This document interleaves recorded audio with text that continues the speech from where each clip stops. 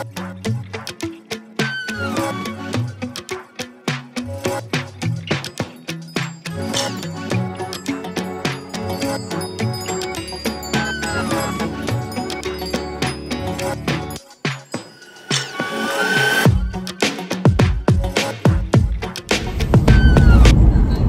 sejahtera Malaysia. Denyut nadi suara rakyat bergema di channel ini. Tuan-tuan dan puan yang dihormati sekalian, ternyata terbukti Datuk Seri Anwar Ibrahim berhati sangat mulia. Datuk Seri Anwar Ibrahim memang mempunyai hati yang tidak pendendam.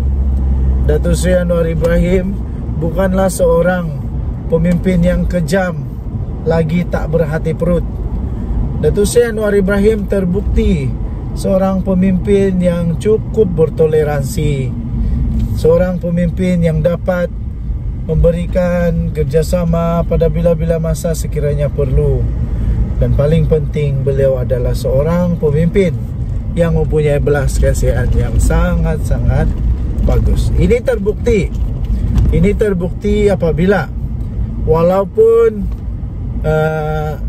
Terengganu, Kelantan, Perak pula, Perlis dan Kedah bukanlah ditabir oleh kerajaan persekutuan yang sama, tetapi ditabir oleh pembangkang persekutuan. Tapi Datuk Seri Anwar Ibrahim tidak melihat itu sebagai satu penghalang untuk membantu negeri-negeri tersebut. Baru-baru ini Datuk Seri Anwar Ibrahim telah mengumumkan bantuan kecemasan segera kepada negeri-negeri yang kena banjir, Saya lupa di Terengganu atau di Kelantan, tidak berapa ingat, tapi jumlah dia 50 juta. Bayangkan banyak atau tidak, cukup banyak. 50 juta cukup banyak. Apa yang saya ingin katakan ialah, inilah hati seorang pemimpin, tidak berdendam. Tapi masalah dia, walaupun sudah Anwar Ibrahim begitu, tetap juga banyak fitnah, tetap juga banyak kecaman, macam-macam lah. Tidak puas hati ini, tidak puas hati ini. Paling pelik, waktu rakyat negeri Kelantan, negeri Terengganu berada dalam keadaan paling sukar sekarang ini, kena banjir yang teruk, masih lagi MP daripada pembangkang tetap mau bertahan, tidak mau berunding kepada kerajaan untuk peruntukan. Bukan nak pindah hotel pula, bukan nak pindah parti pun, hanya beri sokongan saja. Bukan beri sokongan, hanya berbincang saja. Pergilah bincang dengan Perdana Menteri, bincang dengan Timbalan Perdana Menteri, bincang dengan kerajaan tentang peruntukan supaya dapat bantuan. Ini rakyat sudah susah nih. Rakyat sudah susah, takkan mau teruskan juga keegoan, kesombongan, keangkuhan. Janganlah macam ni. Anda diundi bukan untuk parti sentiasa cemerlang, tapi supaya dapat membantu rakyat. Tujuan rakyat undi Anda ialah supaya dapat membela nasib rakyat, bukan membela nasib parti.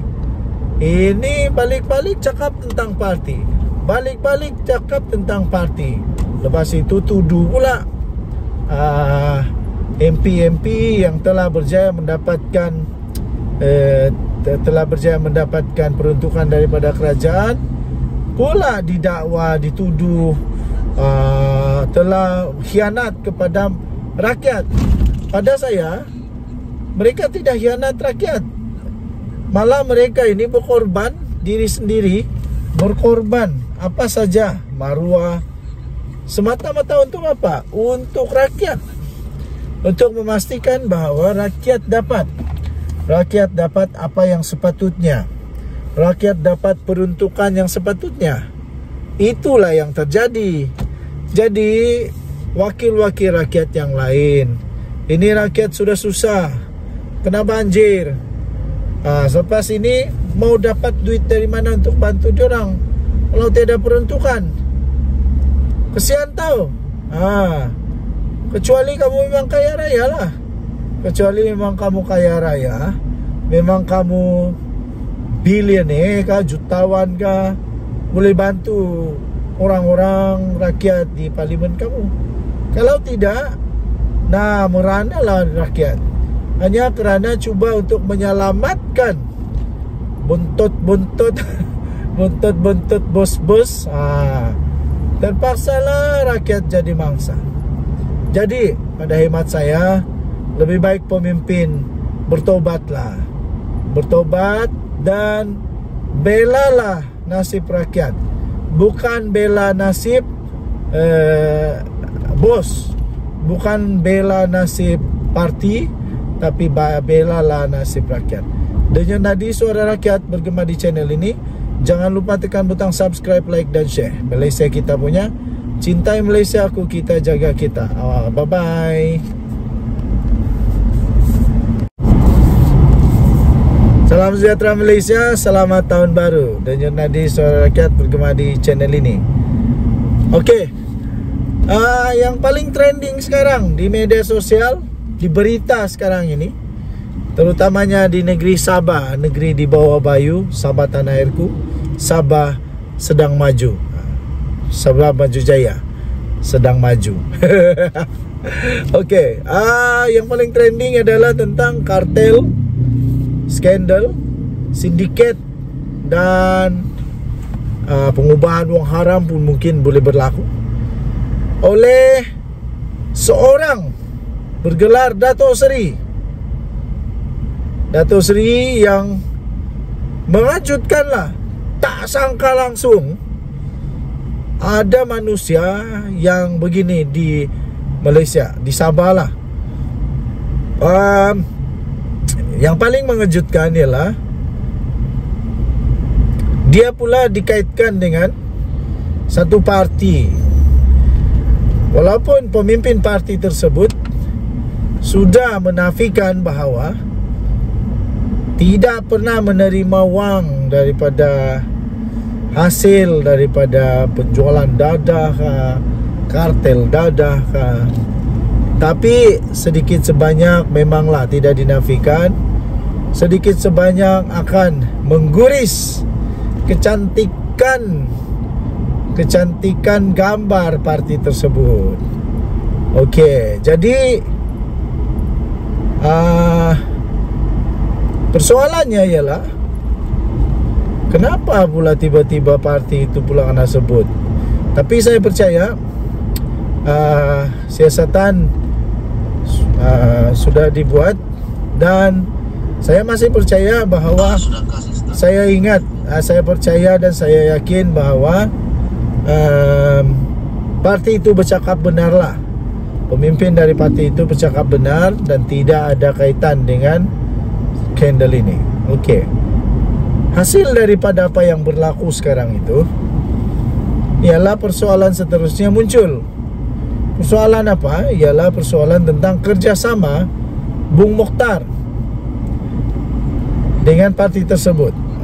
Bung Mokhtar dengan parti tersebut.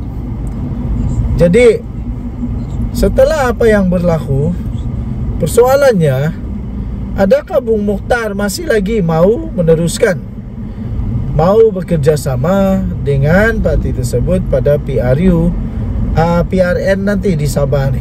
Dah lama lagi. Paling lama 2 tahun lah. Paling lama 2 tahun ada sudah pilihan raya negeri Sabah. Jadi masihkah lagi ada perasaan, masihkah ada nafsu daripada Bung Mokhtar untuk bersama-sama dengan parti itu? Masihkah dia yakin bahawa rakyat masih menerima parti tersebut? Ya, mungkin di beberapa buah tempat boleh, tapi untuk di seluruh Sabah mungkin agak sukar lah. Ditambah pula sekarang sentimen orang-orang Sabah yang saya lihat, saya tengok, dan penganalisis serta pemerhati politik pun membuat tanggapan yang sama, iaitu kami melihat sentimen, rasa mahu ada parti politik tempatan yang asal originally from Sabah semakin menebal di hati orang-orang Sabah. Jadi UMNO adakah masih boleh diterima dengan baik oleh orang-orang Sabah? Ditambah pula kejadian yang berlaku, yaitu cubaan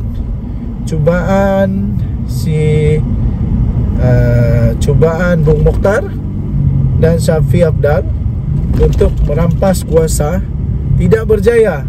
Malakantoi dan bukan Jakantoi, memang gagal habis lah, sampai Bung Mokhtar terpaksa letak jawatan. Jadi sekarang sudah tidak ada jawatan dalam kerajaan. Jadi masihkah Syafiee Apdal dan Bung Mokhtar serta mana-mana parti lain yang mau bekerjasama dengan dengan UMNO untuk meneruskan? Apa-apapun, saya yakin dan percaya, saya tetap yakin belum ada apa-apa bukti yang menunjukkan bahawa parti ataupun ada parti, mana-mana parti yang terlibat dengan penerimaan wang daripada penjualan dadah ke tidak. Okey, tidak. Jadi lebih baik berhentilah buat spekulasi dulu. Biar mahkamah buat keputusan, biar polis buat siasatan. Kecuali kamu ada memang mau jadi polis lah. Kalau kamu pun bukan polis, jangan sibuk-sibuk jadi polis. Biar polis yang pergi siasat. Jangan pula lepas ini tiba-tiba kamu pula yang terbuat fitnah. Bagus, tiada masalah.